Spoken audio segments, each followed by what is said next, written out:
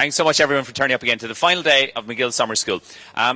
On day 3, the final day, we'll be looking at loads of different issues again. Later today, we'll be looking at why is the Liberal agenda failing. We'll be looking at the fractured world order. We'll also be finishing up the day with the presidential elections as well, which is fantastic. But it's great to start the day with Northern Ireland, and it's great to have the Minister here with us this morning to speak about it. And I want you to give a huge round of applause and welcome to Minister Caoimhe Archibald and our host for today, former Irish News editor and friend of MacGill, Noel Doran. Thank you so much.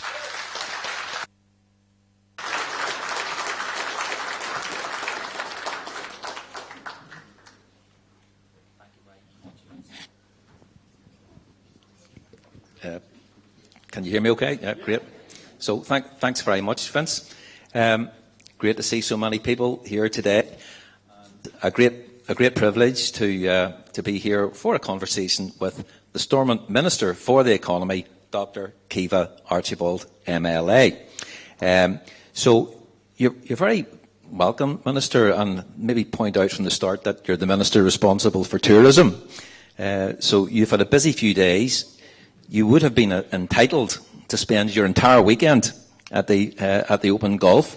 So I'm delighted that you've at least temporarily sacrificed the international sporting superstars and the hospitality tents for an equally warm, if less glamorous, welcome here at the MacGill Summer School. And I was going to suggest that by being here today, you'd actually prioritise me over Rory McIlroy. But I also wondered if it was maybe a simpler explanation that you did not get an invitation to the big orange parade afterwards tonight. But delighted that you're here anyway. So give us the inside track. What's it been like rubbing shoulders with all the superstars at the British Open Golf? Well, good morning, everybody, and it's a real pleasure to be here at the MacGill Summer School, and thanks very much for the invitation to be here and to have the opportunity to talk to you all. It has been a busy few days, and I have had the opportunity to be on the course yesterday and the day before, and it is really, really busy. There's tens of thousands of people there, and showcasing everything that we have to offer, and all of that global spotlight that we have on the North Coast at the minute, and showing off our huge tourism offering, and people are really seeing all of the good things that we have on the North Coast, and actually the feedback has been very, very positive. I have had the opportunity over the past couple of days also to be engaging with lots of business people who are here for the golf primarily, but also interested in clearly doing business and in the potential of investing here. And along with Invest NI and Tourism NI, we hosted a group of business people in Derry on Wednesday evening in advance of the opening, and some really good positive conversations there. So there's a lot of good things going on at the minute, and I think it's a real pleasure to have the Open return so quickly to Portrush, and certainly I hope to see it back in the very near future as well. And have you had a chance to see much of the action on course? No, not an awful lot of time spent on the actual course for myself, but I did get to see Rory on the third hole yesterday, I think it was, so yeah. And today's another busy day. We do have this Orange Parade, which is a very big one. I think even more bands than there were at the Belfast demonstration on the 12th. Do you think it was possible they might have put it off for a week? So obviously it's logistically challenging to have a major event of the scale of the Open, tens of thousands of people, particularly this evening on the third day of it, going into the final day. Obviously, you have to try and work through these things, and there has been a lot of work done behind the scenes, and I commend all those that have been involved in that, from the RNA's perspective, from the various statutory agencies that have been involved, and trying to put those mitigations in place, and hopefully everything will go off smoothly this evening. But of course, it is, as I say, logistically challenging to see something of the scale of the Open and another big event happening alongside it. But there has been a lot of positivity around the whole of the North Coast over the past number of days, and you can see everything has actually been going very smoothly in terms of the transport and logistics, so hopefully it'll all go off okay this evening. Well, to return to the main business here, our main theme is Northern Ireland in a fractured world, which gives us plenty to discuss because we in the North have always been international experts in the fracturing process, even before the rest of the world caught up with us. I think they're doing a good job in some respects.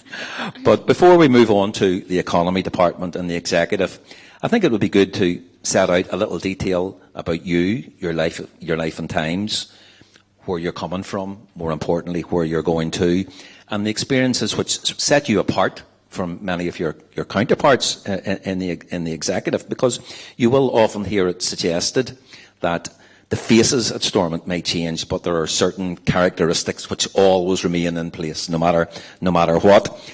However, you're not a stereotypical politician. As we're going to establish, there are a number of unusual aspects to your background. You're firstly a nationalist from a unionist heartland in the Coleraine area. Then you're a northerner who went south, serious job, big qualifications, high level, with a government agency in Dublin. And then you came back north again to take up the post in Stormont and become a minister, which I think we have to point out takes a bit of doing. So just to tease out how that all happened. You grew up as a young nationalist in Coleraine, a mainly unionist town. How did you find that? I suppose when you're a young person, particularly when you're a child, you don't really know the ins and outs of the designation of where you come from. So yes, I was born in Coleraine, and my parents actually lived in the south when I was born, but I was born in the north. Parents lived in Donegal, lived in Ramelton, moved to Sligo when I was a few months old, and I lived there until just before I started school, and then we moved back to Coleraine. So my mum's entire family is from Coleraine. Both my mum and dad have very big families. Dad's one of 12, mum's one of 11. Always good when the elections come round. I have an awful lot of cousins, yes.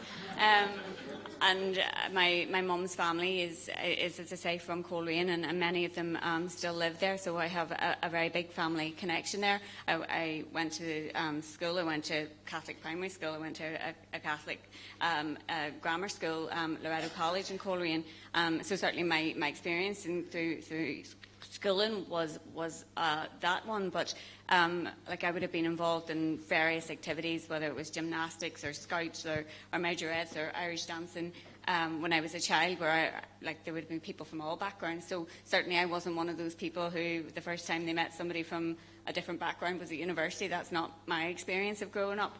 I knew people from all community backgrounds and would have friends from all community backgrounds, and that, I suppose, has shaped my outlook and my perceptions. But I also have always been very clear on my own identity. Politics wasn't something that was very strong at home, but understanding my background and my history, it was something that was encouraged of us. And clearly when you have grown up, as many of us, all of us have, through the conflict, you're very aware of what's going on your own doorstep. But I did have a very, I suppose, outward-looking upbringing in that respect. And you mentioned your family, but clearly you are a political family. Your father is a councillor, your sister is a councillor, and I should point out that she's a former Caoimhe correspondent for the Irish News, which makes her a much more important person than you in many regards. And I think your mother has helped out at constituency level as well. So clearly you have a committed family, you have a family with a strong interest in politics. Was that just something you grew up with in your house? As I say, it wasn't something that was really a feature of my experience growing up, but that has been more in later life. And you're right, my dad has been a councillor. He was a councillor first elected in 2011, and I probably got involved in politics just a little bit before that. Mum would have been active in the local constituency, so would one of my aunties, and it's that kind of on the ground work where you're supporting people in the local area with the issues that are really pertinent and important to them, whether it's around housing or support, access in healthcare or whatever. So it's that kind of really on the ground stuff that is actually why a lot of us get involved in politics in the first place. It's the bread and butter. It's the stuff that gets you out of bed in the morning. The actual, help make a difference in somebody's life. And that certainly is what motivates me in politics.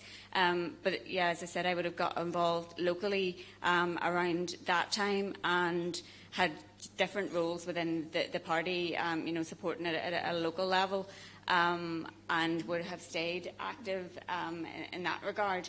I think the first election I would have been involved in would have been the 2010 Westminster election, and that was the first election count I had ever been to. I think that they get a bit addictive. There's something really exciting about elections and the whole experience of that. And I very much enjoyed that, but it's as I say, the impact that you can have on people's lives, and that I think is what motivates certainly myself, but I think many of my colleagues, if not all of them. Very, very good. Well, the East Derry constituency includes some strong nationalist areas, but Coleraine, as I've mentioned, would be regarded as a unionist stronghold. And like so many parts of the north, we've come through tough times in the past. Before you were born, there would have been bombs in Coleraine, people killed. More recently, there was the Kevin McDaid sectarian murder back in 2009. Did all that have an impact on you growing up? Is it the type of thing that came up when you first got involved in elections? Is it something that you found difficult to cope with, or something that you just felt that you had to have your say on and have your position on? I think, as I said, many of us who have grown up in the north in particular, but across this island, have had that experience of the conflict, and we have our own viewpoints and our own perspectives on all of that, and I think it's part of many of our own experience, and how it impacts on people's lives and families will vary. So certainly I've been aware of the events that happen, the ones that you have spoke about, but I think there are very many of those that have happened right across all of the towns and cities across the north, and it's part of what has shaped who we are, and the peace process that we have gone through, and the type of politics and institutions that we have today. All of that has been shaped by our lived experience, and I think it's something that plays very much into our politics, but it's also something that drives and motivates us in terms of the future, and making sure we're never back in a place of conflict, that we are building and improving people's lives and giving people those opportunities to have something better, and that's the type of politics that certainly I aspire to. It's what drives my constitutional perspective in terms of politics as well, and the arguments that I would make about the type of country and society that I want to see. Oh, I think that's an objective many people on all sides would share at Stormont. But with other Sinn Féin ministers, we'd be familiar with people from South Armagh, from East Tyrone, Derry City. It is very different in Coleraine. Do you think you bring a different perspective to the executive and to the whole Sinn Féin discussion process, because your background's a little bit different? Well, I think probably politics is changing, and there are different people becoming involved in our politics. I think that's a good thing. I think we could be doing with some more diversity in our politics, if I'm being honest. I think there's certainly space for us to try and improve that. As a party, we have been really successful in terms of our gender balance, for example, but I think there's strides for us all to go in making sure that everybody has a voice around the table, and of course the experiences we've had, the upbringing that we've had, will shape what we bring to that table and how we look at things, and I think that's important. But as I say, I think everybody will bring their own perspective, and you mentioned at the start about how you thought that perhaps I'm not a stereotypical politician, and I used to think that as well, but when I listen to the stories of many of my colleagues, if you're doing events like this and there would be a panel of politicians about how they got into politics, a lot of them have very different backgrounds and stories and journeys, and they bring all of that with them and their perspective to the table as well. And sometimes I think maybe people's view of who our political representatives are maybe isn't as reflective of who's actually in the room as you might think. There are a lot of people with different backgrounds and perspectives and careers that they have had before they've got involved in politics that have probably led them to where they are and motivated them in terms of their involvement. Yes, and in terms of different careers, well, I think you would maybe fall into that category because, as I mentioned at the start, you're a very highly qualified person. You have degrees from Queen's and Ulster University. You've had a high-flying career as a scientist. You're a specialist in molecular biology, which makes you sort of very, very well informed about fungi and, in particular, mushrooms. So there's a very old anecdote which suggests that mushrooms are like voters because they're both kept in the dark and fed a load of manure. Now, you're an expert in both fields. Is that correct? I will definitely tell you it is not correct from the mushroom production perspective. It's a highly technical and complicated process. So, and I certainly wouldn't think that is how I would characterise the electorate either. I think we do try to be honest and transparent and open and really clear about what it is that we're trying to achieve and do for people. But yeah, no, from the perspective of my career, yes, I have a background in science, and I probably, as a young person, would never have seen me in this type of role. I wasn't one of those people who knew exactly what it was they wanted to do when they were very little, and I think I found myself in my scientific career. I had gone through university. I'd done a degree in molecular biology, and in my final year, you have to do this dissertation project, and I ended up in a lab doing a particular project, and I really enjoyed that experience, and it led me then to do my PhD and the path that I then followed from there subsequently. Yeah, which is a very interesting one because you went south. Mm-hmm. You went to work for TGAS, the Agriculture and Food Development Authority, which is a serious job, based in Carlow. Did you live down there? No, I wasn't in Carlow. I was in Dublin. Yeah, so the headquarters is in Carlow, but I was based in Dublin. So you were involved in a fair amount of research, some pretty technical, very complex matters, but then you walked away from all that and came back north after what, about 10 years? So I lived and worked in Belfast for about 10 years, and I worked with Queen's for a while. I worked with AFBI for a while. I had a brief stint as a statistician for NISRA, which was a job I enjoyed, and I did that while I was completing my PhD, while I was writing it up finally, and just before I'd submitted, and that was 2008, and I at that point in time, it was actually quite a challenging point in time in terms of the funding landscape for research, but I did get this opportunity to take up a post, as you've mentioned, in Dublin. August 2008, I took up that post. It was a 2-year contract, and then the financial crash happened very quickly afterwards, and at the end of that 2-year period, the funding landscape was even more challenging. And I ended up going back home for maybe about a year and a half. I did some temporary work for a while, but then I did, as you mentioned, I went back and I did postgraduate diploma in management corporate governance at Ulster, which was something I really, really enjoyed. I had an opportunity to do something quite different at that point. And then I had another opportunity come up with funding for a similar role as to what I had been previously doing, a really exciting project. It was European funded, with partners across a number of different European states, and it was working in the mushroom industry, but it was working alongside SMEs, trying to find solutions for them to support them in terms of their production. So I always say that that the roles that I have done in terms of the skill set that I had they're actually quite transferable to the role that I'm in now, in terms of the analytical side of it, the attention to detail, the being over the information, and the engaging with the business community. Which certainly must help. When did it occur to you that rather than just being interested in politics, you would run for office? When did that first occur to you? And I think that this is maybe a female perspective, but it was when somebody asked. So somebody asked, do you think that you would want to run for election? So that was just before the Westminster elections in 2015, and as you've mentioned, I don't think anybody would have had aspirations at that point in time that I was going to be successful in the Westminster election in East Derry in 2015. But that was, I suppose, a profiling exercise in advance of the Assembly election in 2016, and I was elected at that point in time, and I have been re-elected on a number of occasions since, and I have never looked back. It's never a decision that I've regretted, even during the difficult times when the institutions weren't up and running. This is the job that I do, the role that I do is a privilege to do.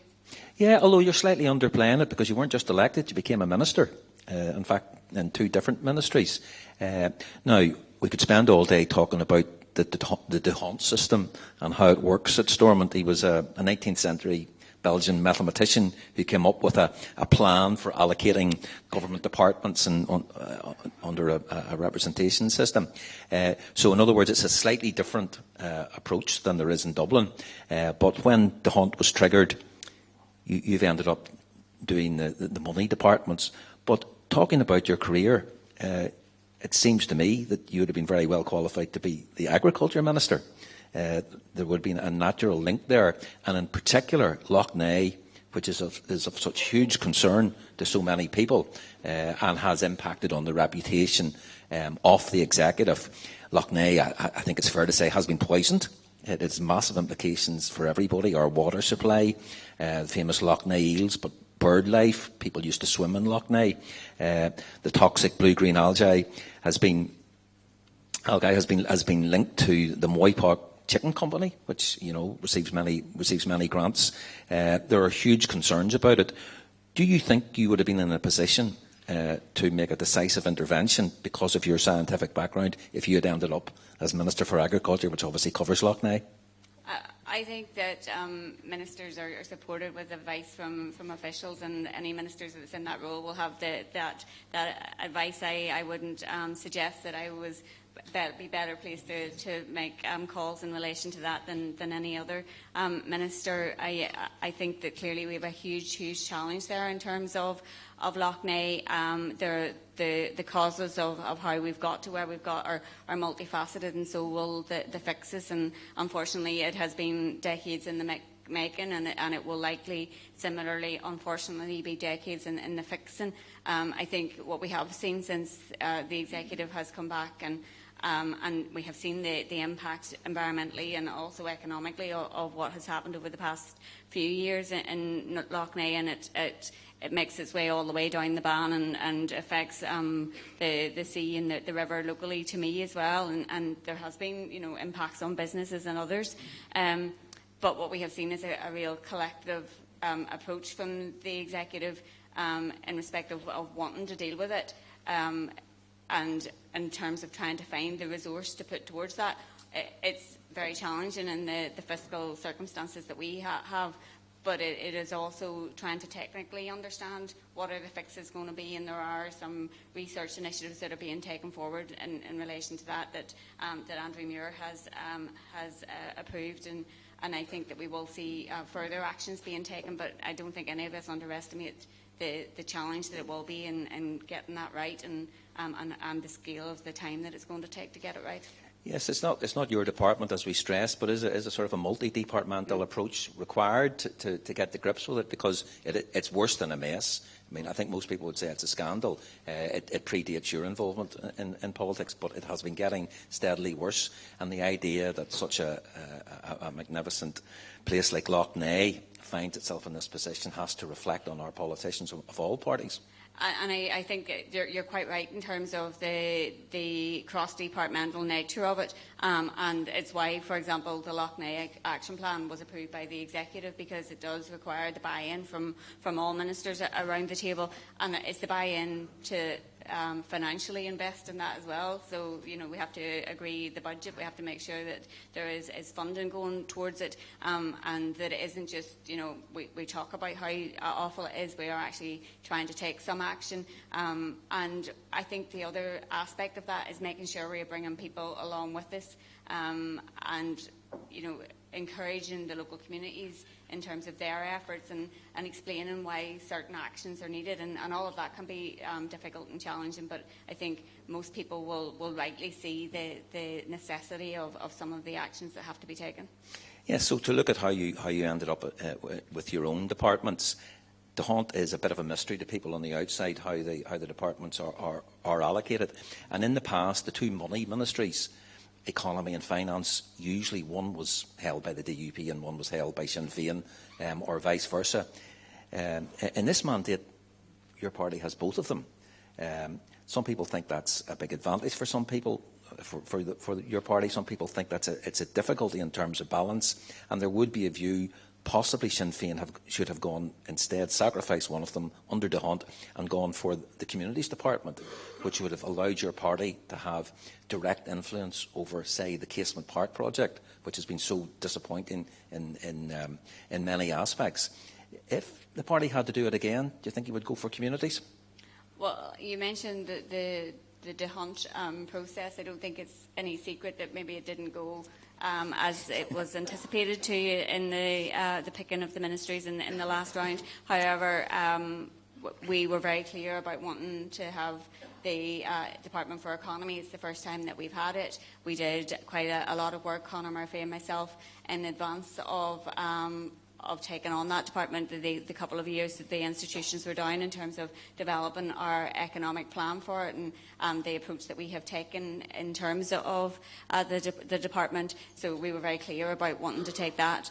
And then the opportunity, obviously, to take finance. Finance is a really important department. Obviously, all of our departments are really important. But in terms of the engagement and negotiation that had to be had with the British government in respect of our budget.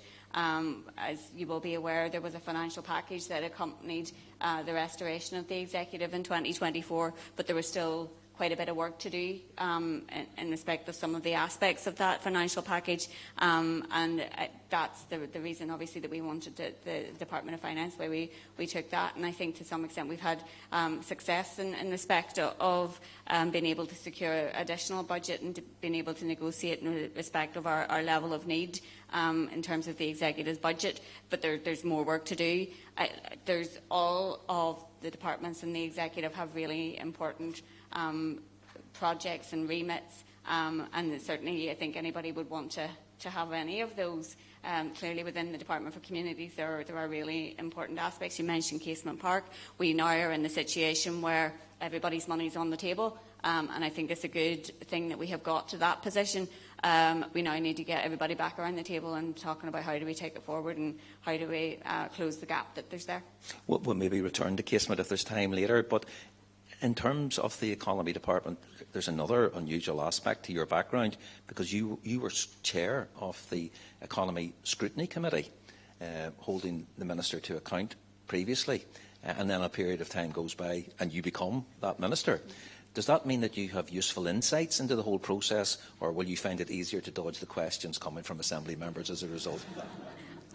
No, I would never try to dodge questions. But I think how I have obviously ended up in the role of Minister for Economy is because Conor was elected to the Seanad back at the end of January. So I moved from finance to economy. And I think that having been chair of the Economy Committee and having worked with Conor in advance of going into the department to begin with has given me the ability to get up to speed quickly in respect of the department. People maybe aren't aware about the remit of the Department for Economy, but it's huge. So it's everything from further and higher education to energy, obviously everything to do with business, tourism, minerals. It's a really large department. And it is something that, having had the experience of being chair of the committee, I was at least over the detail and the remit of the department, and it gave me, I suppose, a head start and maybe somebody else that was coming into it fresh. I also think that it's a really positive department as well, because you do get the opportunity to be out and about engaging with people and actually hearing the direct impact of the work that you do, and that really helps to shape, I suppose, the work that we do as well. Obviously, the executive has come in for a lot of criticism over delivery. So many projects just don't seem to happen. In fairness, within your department, you have brought forward new employment legislation under what's referred to as the Good Jobs agenda. So I think it's only reasonable to let you explain where that is, how soon it can be fully delivered, and what difference is it going to make. Okay. So the I guess just to go back to the economic vision that we had for the department, because that's where the legislation has come from.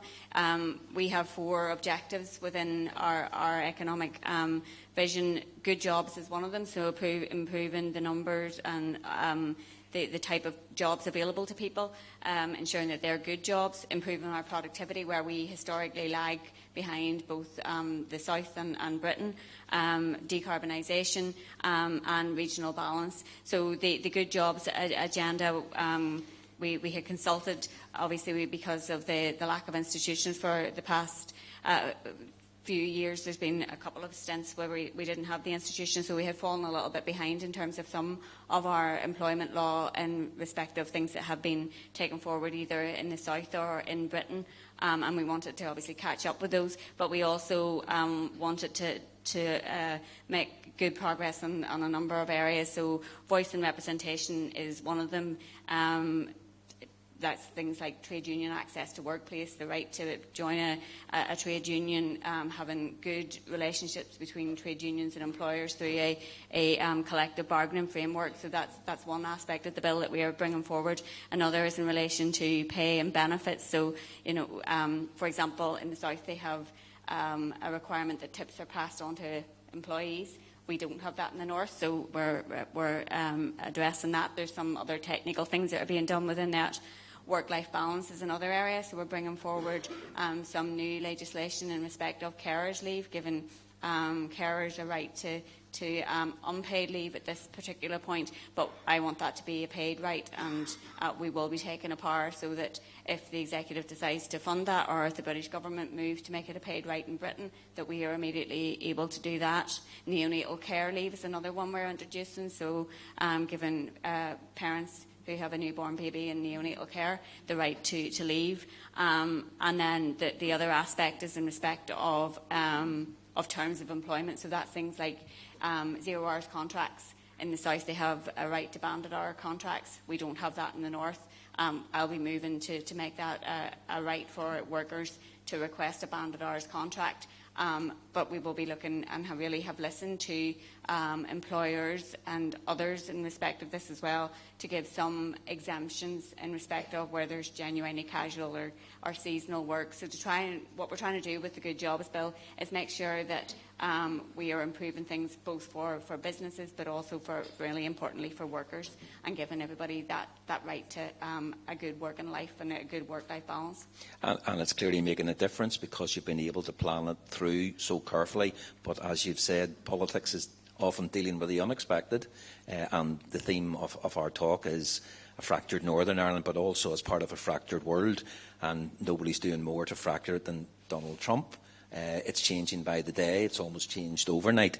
But you find yourself very much at the sharp end of things over Trump and his tariff policies. The 10% tariff against the UK is bad news within the North. Possibly could be worse, but it's still disturbing. 30% against the EU heading the South is potentially devastating. Simon Harris has said it'll effectively stop US trade with the EU as we know it. So what are the main implications for Ireland North and South, and what can you do to mitigate the damage?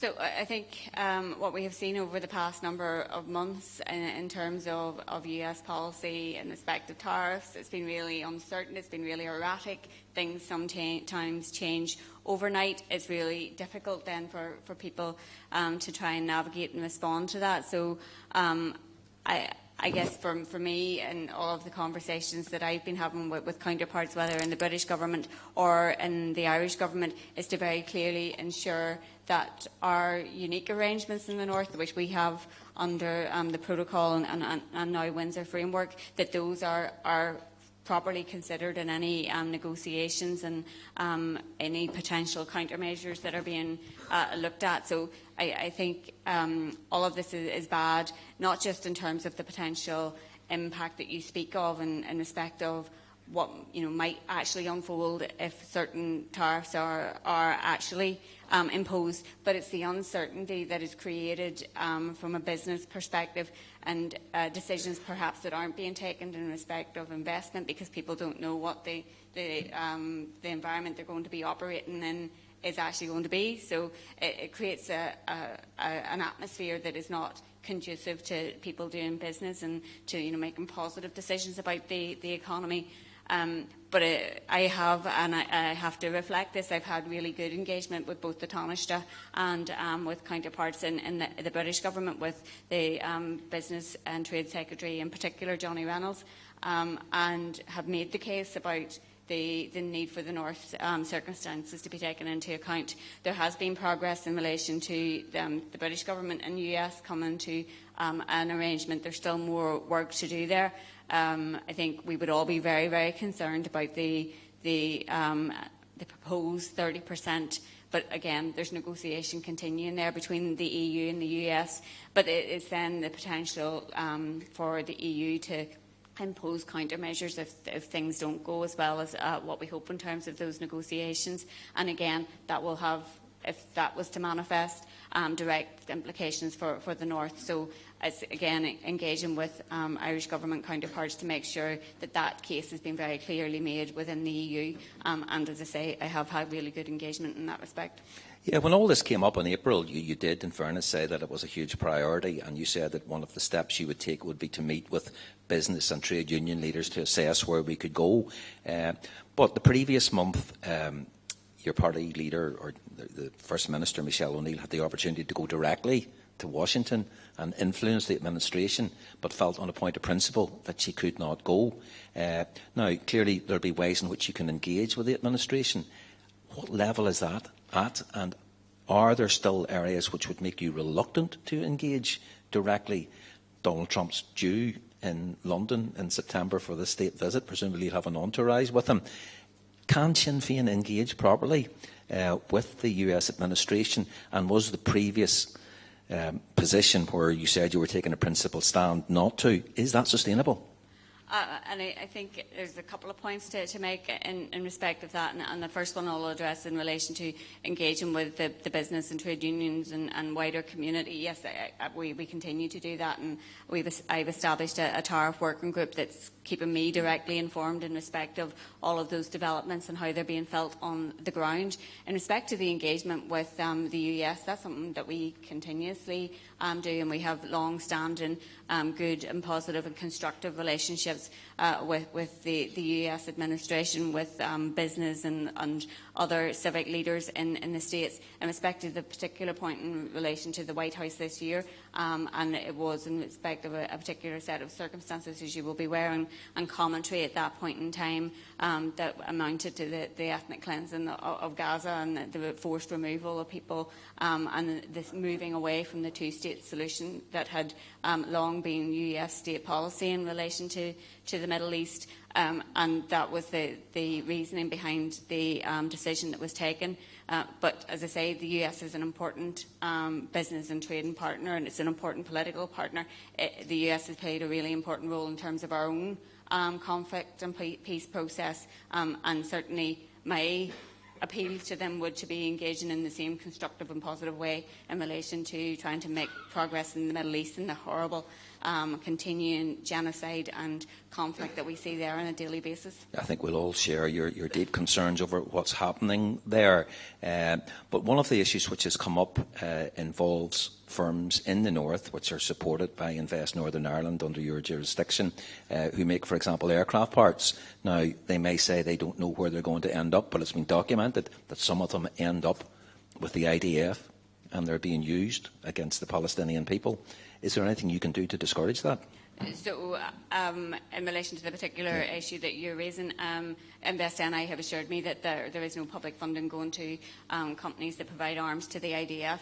And I have asked them to undertake a review to make absolutely sure that that's the case. And I'm awaiting the working of that review. As you say, I think we'd all be horrified at what continues to unfold there.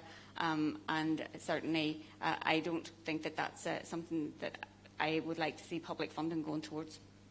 Now, to move back to the executive, since you returned last year, things were pretty well okay in terms of relationships between ministers and the big parties. I suppose inevitably over a period of time it gets a bit more tense. And then we've had a very usual development in recent days where Richard Madeley of Richard and Judy fame spoke about the Northern Ireland economy on Good Morning Britain, which possibly not everybody was expecting he would bring up, but he had Mary Lou MacDonald as his guest, and he suggested that Northern Ireland was an economic basket case. Why would she want to have any influence over it in those circumstances? And she agreed and took up the theme. But that went down very badly with your counterparts in the DUP. Sometimes there's a bit of an influence. They don't mind what's said here, but if what they refer to as "Are we country" is discussed in London, even if it's by Richard Madeley, they're very sensitive indeed. The upshot of all that was that Emma Little Pengelly, as Deputy First Minister, aimed her tanks at you as Economy Minister and said, and invented at Queen's University, which I think you were at, she said she was appalled that people were talking down Northern Ireland. She was very angry about the tone of the debate, and she suggested that you needed to say whether you, as Minister, and your party are working to build the economy or have binned it as economically unviable. If she was here today, what would you say to her? I don't think that I need to say it. I think I do it every single day. I'm promoting our economy. I'm promoting the economic vision that we have set out very clearly. That's about improving our economy. It's about improving people's lives. It's about improving opportunities right across the region. I have had the opportunity, as I say, just this week to engage with potential investors to be talking about all of the good things that we have to offer in terms of our skilled people, in terms of our dual market access, and our ability to sell both to the British and EU markets. These are the things that I do in my job every single day of the week. I promote our economy and our people. And I think we, as a result of the negotiations in respect of the protocol and the Windsor framework, have actually been able to achieve positive things in relation to the economy in the north compared to Britain. We are outperforming the rest of Britain in respect of economic growth and exports as a direct result of our dual market access. And I think that in terms of the broader challenges facing the economy in the north are well understood in terms of the underinvestment that we have seen over recent years. That has actually been recognised by the British government themselves. I think the case that we will make in respect of constitutional change and how that can have a positive impact on the economy and the burgeoning all-Ireland economy that we are seeing at the minute, and cross-border trade, for example, has doubled since 2020. There are really positive things happening about our economy, but they're happening in spite of partition. And certainly my perspective and the argument I'm sure that Mary Lou MacDonald would make as well is that could be much better if we had constitutional change and we were able to make the decisions about the type of economy and society and public services that we want for ourselves. But in terms of the credibility of the executive and the perception that you're all pulling in the same direction, when we have the Deputy First Minister launching essentially personal criticism of you, do you view that as storm clouds gathering for the executive, or was she just letting off a bit of steam over the 12th? I wouldn't like to speak for Emma, but I think that clearly we're a four-party coalition that is challenging when you have a number of parties that bring different political perspectives, and for some of us diametrically opposed political perspectives on certain issues. So there will always be that tension and friction. But I think that we do, on the whole, work well together as well as an executive, and certainly we're very focused on delivery and outworkings and outcomes for people. Now, in terms of Emma Little Pengelly, I have met her on a number of occasions. She's a very capable, a very committed representative, but certainly the message that was sent out by her criticisms will have caused a lot of concern in some areas. And some people might say that the executive has got two ministers from Born and Coleraine. There's you and there's Gordon Lyons, although he subsequently moved to East Antrim. Now, it's Mr Lyons who's been under a critical spotlight in many areas over recent months, specifically over Casement Park, as we've mentioned. His first year in office, he went to sporting fixtures across the board, everything from golf to table tennis. He didn't make it to a GAA match for some reason until a very late stage in his term of office. During the race riots, he specifically put out a message on social media highlighting the fact that some migrants had been switched to Larne Leisure Centre at short notice. Larne Leisure Centre got burnt down that night. He said that wasn't down to him. And then there was also his much discussed intervention at a female empowerment event in Belfast when he suggested that all the good-looking women had been placed at the front. So if Emma was looking for a minister from Coleraine to criticise, do you think she might have looked a little closer to home with Gordon Lyons rather than yourself? I think you should pose that one to Emma. Well, fair enough. We're moving well through our time here, Minister, and I'm conscious that we want to get to some questions from the floor, but just a couple more to get to that stage. You have a big interest in sport. Mm-hmm. You're still running. You're a marathon runner. How do you fit that into your schedule? Well, with difficulty. There won't be any marathons on my calendar this year. I'm trying to fit in a bit of running when I can, but yeah, it's difficult with the schedules that we keep. But I think it's really important for us to try and fit in a bit of exercise and try and keep ourselves healthy and give a bit of an outlet somewhere. According to your Wikipedia entry, you're a founding member of the Sinn Féin branch of the Manchester United Supporters Club. Have you seen them play recently?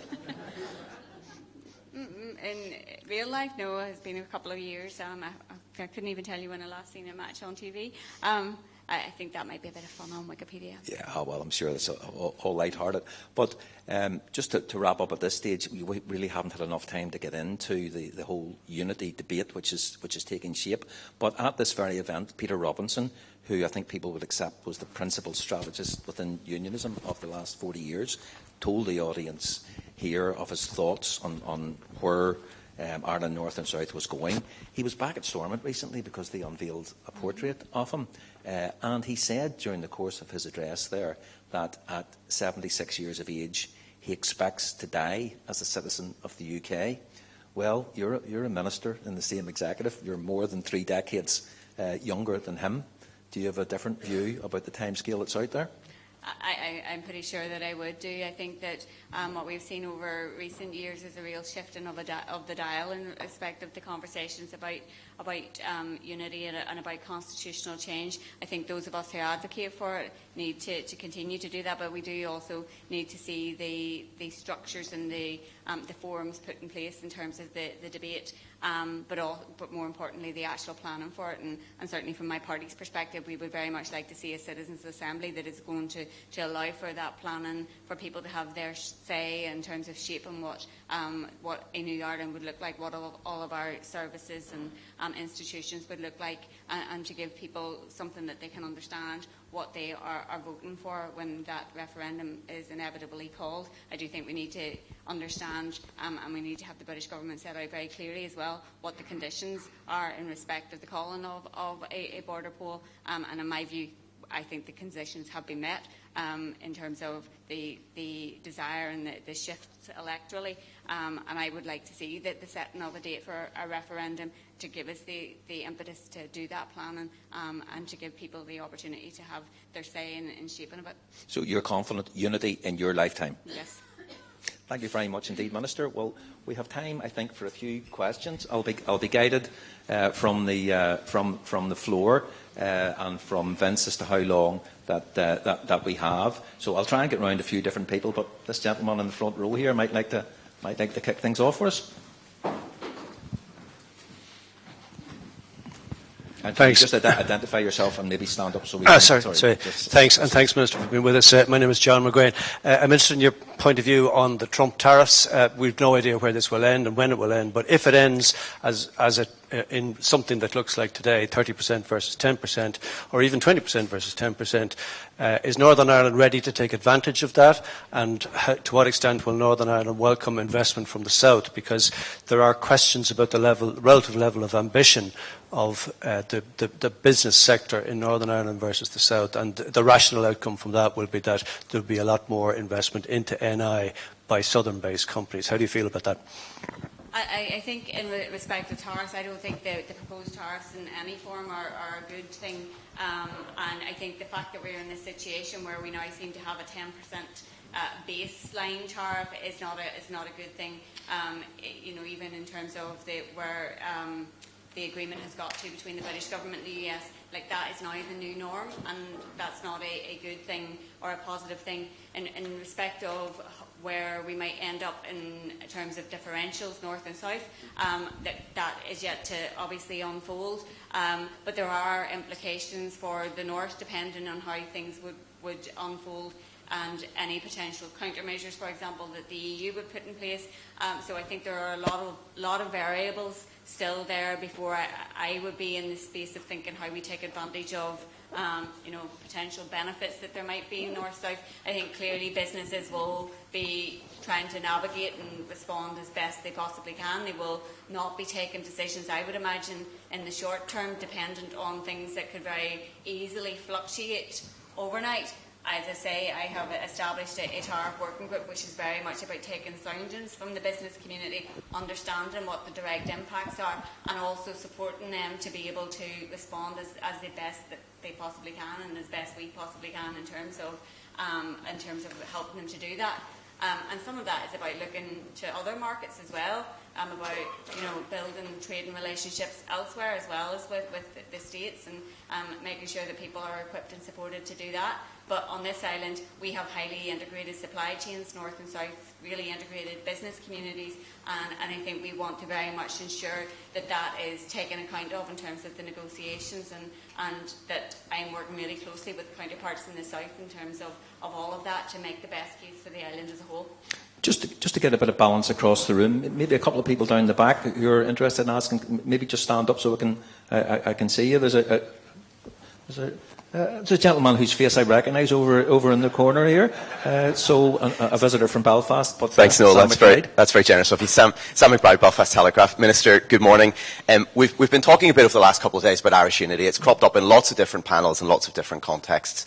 But one of the things that strikes me about Sinn Féin is that Sinn Féin is very keen to say, let's have a border poll. It's very keen to say, let's have the conversation about Irish unity. But once somebody says to them, right, let's have the conversation, Sinn Féin then recoils and says, well, that's for a future citizens' assembly, that's for the Irish government, that's for somebody else, let's not get into that now. So one element of this, you're a minister in the Stormont Executive, it's a very problematic form of government, that's not entirely your fault, that's largely down to the system under which you operate.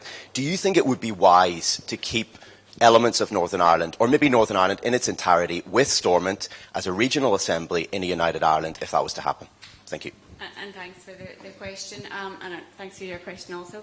I probably am going to disappoint you, Sam, in terms of the answering of the question, because I think that there does need to be a look at what are the institutional arrangements that best support a new constitutional setup.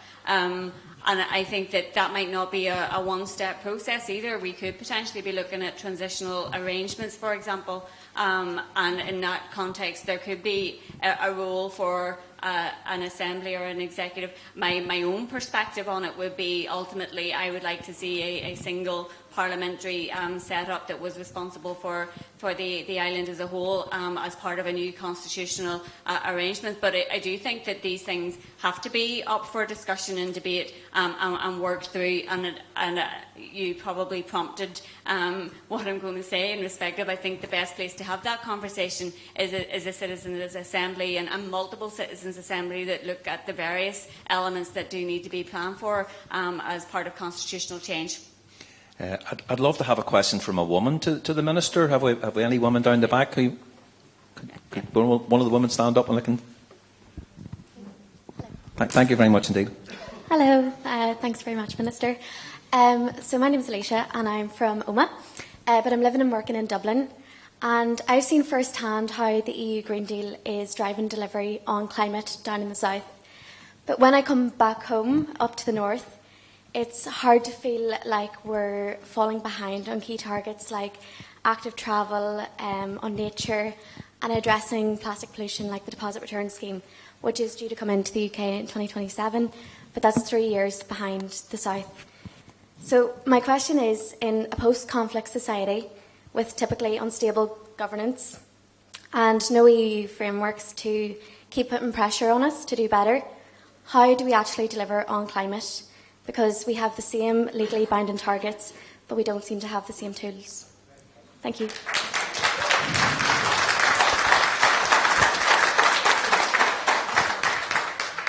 And thank you for the question. And as I mentioned earlier, in terms of my own economic vision for the department, one of our key priorities is decarbonisation. It's moving the dial in terms of net zero as a whole, in terms of climate action as a whole, and supporting business and society to do that and to make sure that that is mainstreamed through everything that we do. We do have, as you've mentioned, statutory targets to meet. We have statutory targets to meet across a whole range of areas when it comes to climate and environment. They're challenging targets, and they're going to be continually challenging for us to meet. But I think we also have the policies that are coming in behind those to support in terms of meeting the targets. But I think another important aspect of it, and as people like yourself, is the emphasis that is put on those policy areas from a public perspective is really important in terms of holding people to account as well. So I will say that that's an important aspect of it. I am somebody who advocated remaining as part of the EU, so I would like to be in the position that the South is, where we have the EU Green New Deal and the institutional frameworks around that, but that unfortunately is not where we're at. So we have our own legislative targets and statutory frameworks that we will have to deliver upon, and certainly my commitment is that we will continue to do. There's some of those that directly fall to myself, for example, in relation to our energy policy that we are making good progress on at the minute, and hopefully we'll do so before the end of this mandate. We will see some good progress, but I'm under also no illusions about how difficult it's going to be to meet some of our targets. And I think what we have seen over recent years is a little bit of a backlash in respect of climate and environment activism, and I think that there's a real onus on us and a really important job for us all to communicate positively the impact of climate action and the potential benefits that there are for it, and also the potential for opportunities to be missed by not taking action. So I think it's a really important area, and something, as I say, that is one of the key priorities for myself as part of my economic vision. If we're quick, I think we have time for maybe two more questions. So, if gentleman in the front row, very keen to make his point.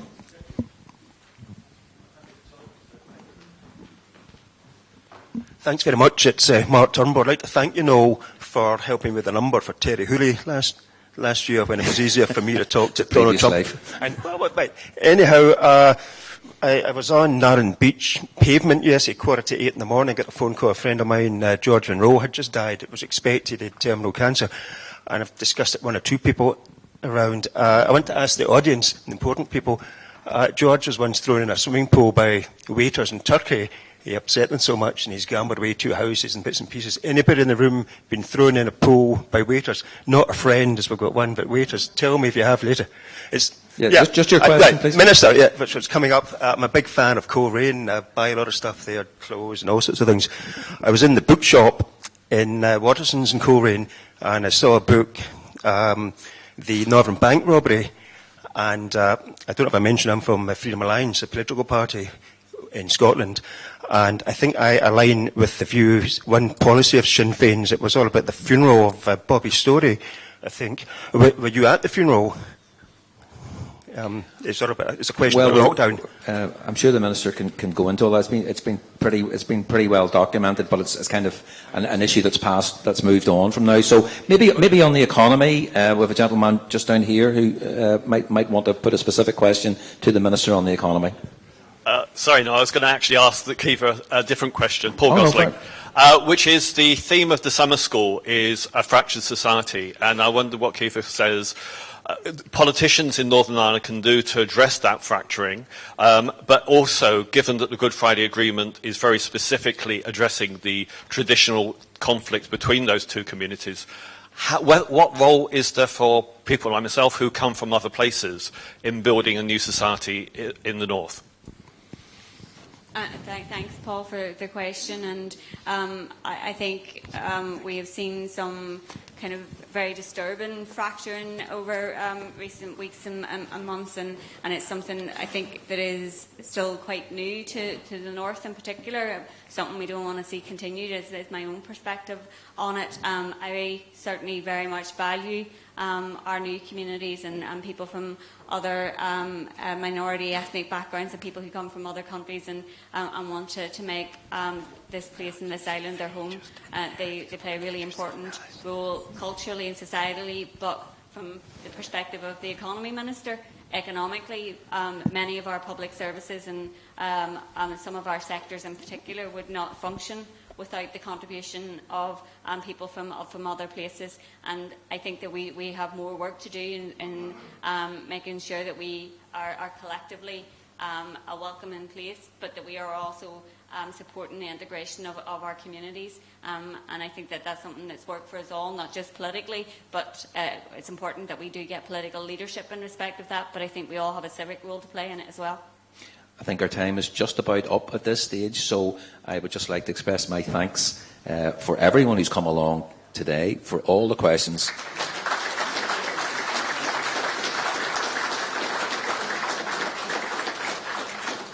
For all the questions from the floor. We covered quite a few topics, but most of all, I'd like you to express your appreciation to Minister Caoimhe Archibald.